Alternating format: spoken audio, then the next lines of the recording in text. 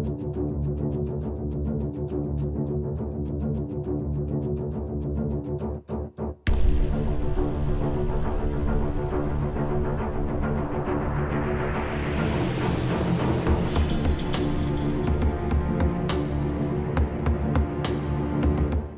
Everyone.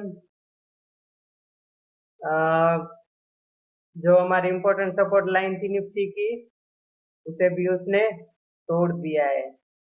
तो अब और कितना गिर सकता है, उसके लिए हम थोड़ा इस वीडियो में देखेंगे। लेवल कहाँ से निकालते हैं, क्या निकल कर आते हैं और आगे रास्ता कहाँ तक जाएगा।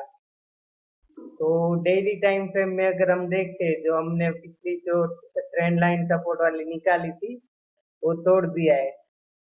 तो कई बार ऐसा होता है कि जो ट्रेंड लाइन है उसके बाहर आ जाए और उसके बाद फेक ब्रेकआउट होगा, तो फिर से रीटेस्ट करने के टाइम फिर से उसी ट्रेंड लाइन में वापस आ जाता है, जैसा यहाँ पर हुआ था।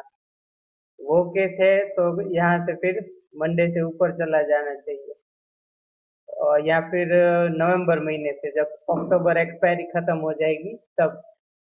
अगर नहीं तो उसके लिए हम दूसरी एक सपोर्ट लाइन खींचने जा रहे हैं। ये देख रहे हैं आप, इसी की पैरेलल की जो लाइन हम कब से यूज कर रहे हैं, जनवरी से लेकर जून तक इसी दो लाइन के बीच में मार्केट घूमता रहा। यही लाइन हमें बहुत काम में आई है, तो उसी लाइन को हमें खींचना है।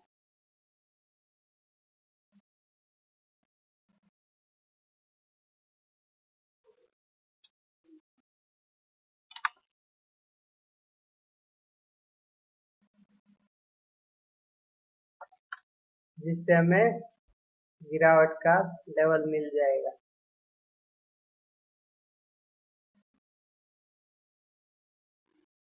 जो कि लग रहा है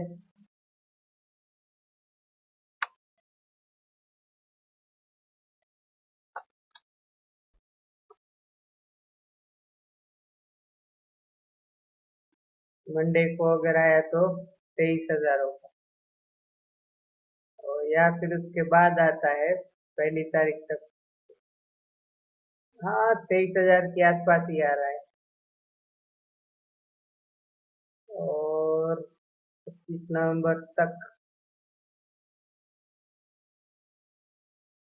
23,000 को छू के फिर से ऊपर जाने की ट्राई कर सकता है। अच्छा, ये जो टाइम लाइन है, टाइम साइकिल, इसमें क्या होता है, शुरुआत जहां की हो, अंत उस पॉइंट से ऊपर ही आता है नॉर्मली, या फिर सेम उसी लेवल पे। तो इस पॉइंट की शुरुआत हमने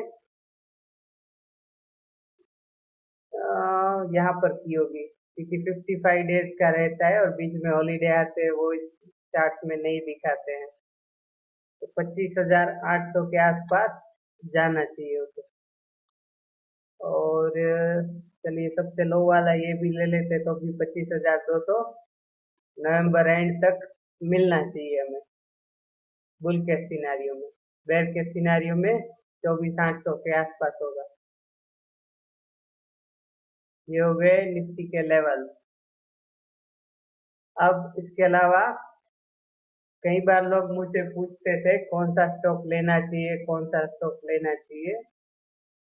तो मैं हमेशा कहता था वैल्यूएशन ठीक नहीं है, वैल्यूएशन ठीक नहीं है।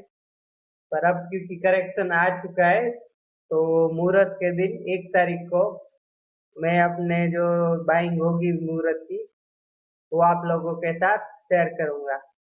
तो इसका मतलब ये नहीं है कि आप आंख मूंद कर ले ले और फिर ब्लेम करे अगर रिटर्न ना मिले। तो मैं अगले मुहूर्त तक लेने वाला हूँ, इसलिए आपको अपना व्यू कम से कम 1 साल का रखना होगा।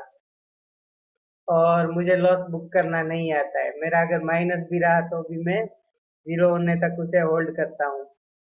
इसलिए अगर आप लेने वाले हैं तो यही सोच के लीजिएगा, तभी आप उसमें पैसा बना पाएंगे। अब मैं इस लाइन को जो मैंने खींची हुई है उसे मैं और आगे ले जाऊंगा ताकि पॉइंट जहाँ से घूमने वाला है वो पता चल जाए मुझे। जब तक इस दोनों लाइन के बीच रहेगा मार्केट तब तक हमें मंदी ही करनी है। और 7 नवंबर को लगता है यहाँ तक आ जाएगा। 7 से लेकर 13 नवंबर में हमें अपना रुख पॉजिटिव करना होगा। उससे पहले अगर इस लाइन को क्रॉस करके यहाँ पे ऊपर चला जाता है तो इसे फेक ब्रेकआउट में गिना जाएगा। उम्मीद है आपको ये सब समझ में आ गया है। अगर नहीं आया है तो आप कमेंट कर दीजिएगा, हम उसको समझा देंगे। Thank you for watching, keep supporting.